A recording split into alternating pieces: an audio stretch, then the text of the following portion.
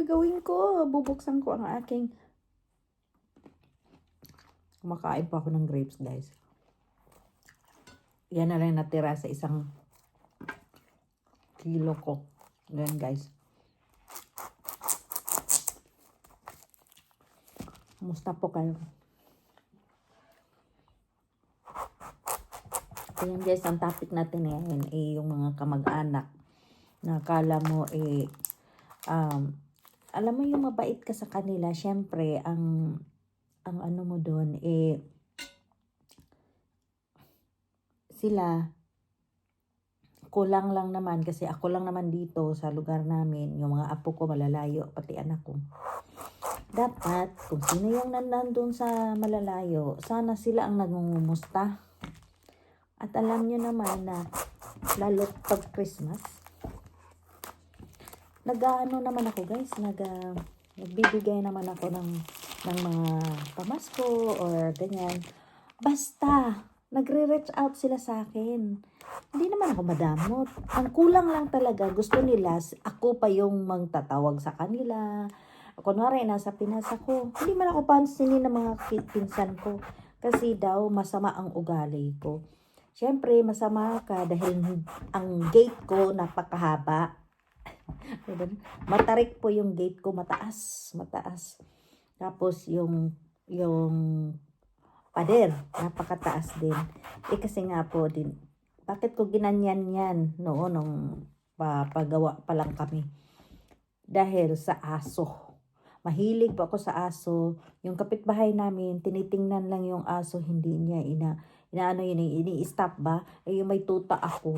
Talagang napilayan dahil sa inano ng mga aso nila na malalaki na. Sabi ko, huy, bakit mo lang tinitingnan yan? Sabi ko, mano ka, anuhin mo yan kasi kawawa yung aso ko. So, nag-decide ako na magiging ganun. Mahaba talaga ang pader. Tapos, ang nangyayari, guys, kailangan ko, I hope may translation to ng English, I did, talagang sinabi ko, I did ask that in the short discussion, guys, yun naging issue na magiging naging supladita, ganyan, masama ang ugali, ganon. Tapos sila pa yung meron akong pinsan na nasa akin yun. Tapos ngayon nag-retire na siya. Pina-retire talaga namin. Ayaw na ng parents ni Paps na nandoon siya kasi nga matanda na. Kaya anong mangyari? Wala pa kami. Di parang pa namin nun. Yung bago pa namin yun. So ngayon, dahil kami mismong nag-decide, 70 na nga siya, nag-decide kami na kami mag-asawa na bigyan namin siya ng pension, yung bigas, at least 15 kilos ang isang buwan. Kasi hindi niya naman mauubos yun kapag ginawa mong 50 kilos, no? Sino kakain nun? Yun. Kaya, tapos, 1,000 isang buwan. Ngayon, sila mismo doon, nag-uumpisa yung chismis. Dahil nainggit lang yung isang pinsan ko na nagbigay at saka yung isang, basta kapatid ng mama ko. At sila mismo nagagawa ng kwento na ihinto ko na daw yung pension. Ha? Yung mga ganong istorya ba? Naniwala naman yung pinsan ko. Di siya ngayon nawala nung sinabi na hindi ko na kukunin day. At sabi pa, inutusan ko siya para singilin yung aming kapitbahay. Hindi ko siya inutusan. Bakit ko siya uutusan? Yung utang ng kapatid niya, yun ang gusto kong ipasingil sa kanya. Ayaw niya. Pero yung sa kapitbahay namin na kinuhanan ko ng barbecue, hindi ko kasi may utang sa akin 3,000 yun. Hindi ko yun. Wala akong pinapangalanan dito. Pero, hindi ko siya siningil. Hindi ko siya inatusan, ganyan. Bigla na lang, umabot na lang ng 1 linggo. Simula na nag-usap kami, pagka next na linggo, hindi na siya bumalik. Pagka next Sunday uli, hindi na naman siya bumalik. Kasi nga, lagi akong umaalis. Dapat, ang noon every Sunday, lagi akong umaalis. Pagpunta niya, wala ako. Dahil ako lang doon sa Pinas na nagbakasyon. So, naging Monday, naging Tuesday, naging Wednesday na yon ang pagkuha niya ng ulam, may isda, at bigas. Tapos, ang ginawa ko, imbis na weekly ko ibigay, ginawa ko na lang every 2 weeks. Ganon pa rin naman ang makukuha niya. Ganon pa rin naman ang Ngayon,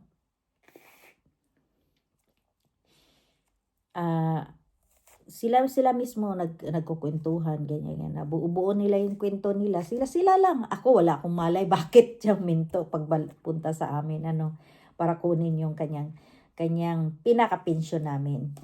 Tapos sila lang nag-stop. Ayaw ng pinsan ko na Ingitera. Silang nagkukwentuhan. Sila yun. Ang nangyari, wala na. Hindi na talaga bumalik.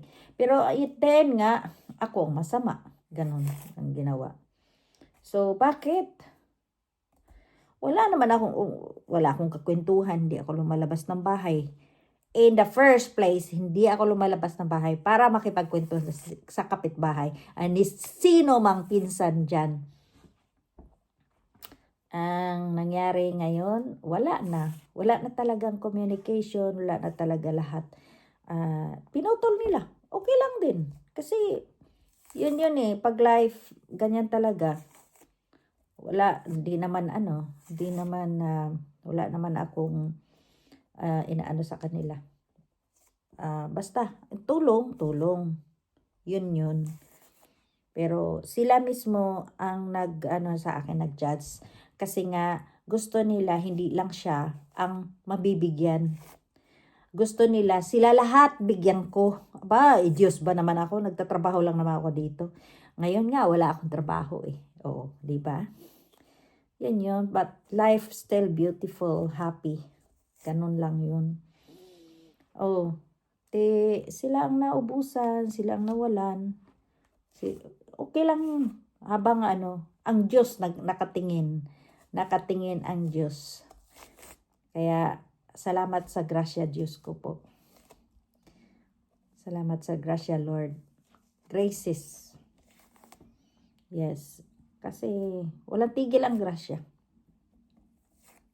Walang tigil ang grasya nga maabot.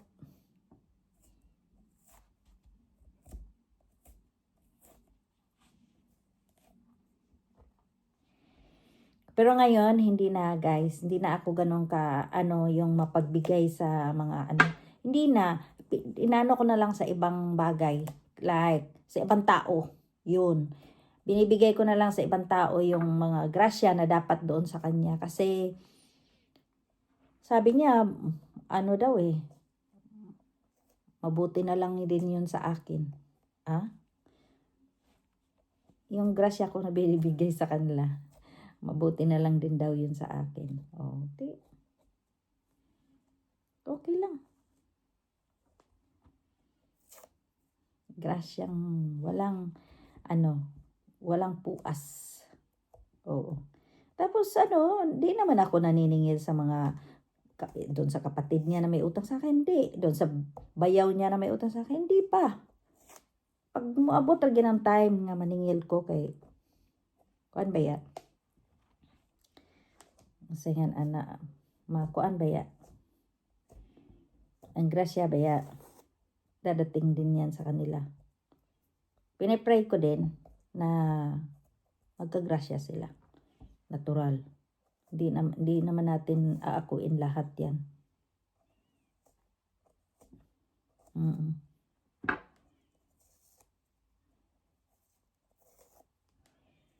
Ganon guys.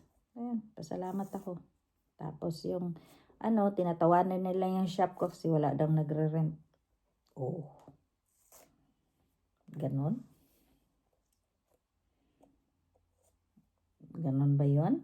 Tatawanan lang kasi wala daw nagre-rent.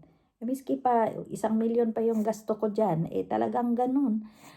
Win or lose talaga kasi ano yan, gamble yan. Oo. Gamble naman yan. Win or lose talaga, ganun yun.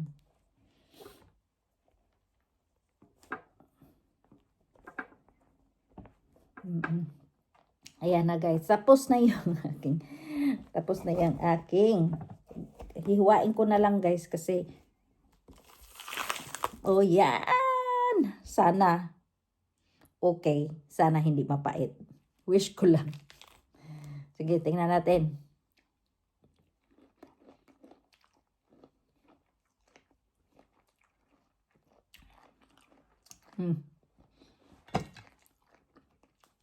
So good. Ito yung sinasabi ng guys, ng doktor na maganda to sa ating liver.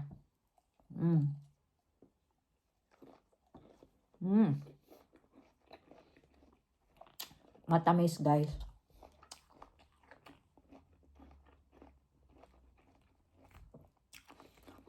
Matamis na juicy pa.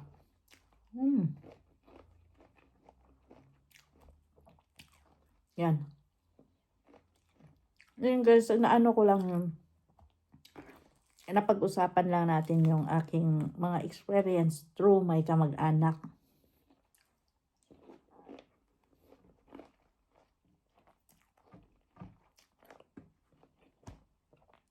Tapos, meron akong kapatid na sobrang walang hiya. Oo. Kawawa na lang yung asawa niya. Bahala sila. Kawawa naman. Walang asawa niya na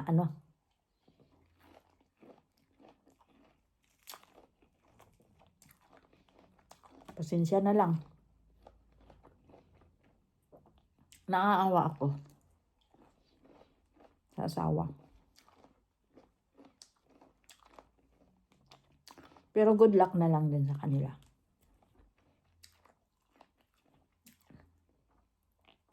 Pag minumura nila ako, so ganun na lang. Ako hindi ko sila minumura. Gumagawa pa nila ng kwento sa akin. Okay lang.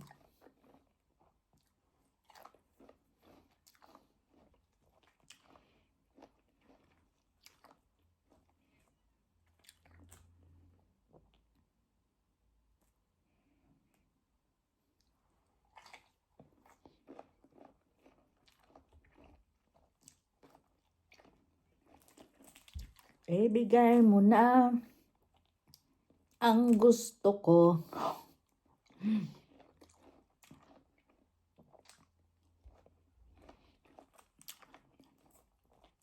Everything is good, guys. Talagang pinipray ko kay Lord yan na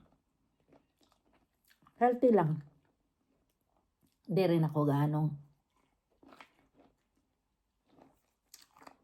magpapapikto sa mga chismis guys, kung pwede lang, avoid it.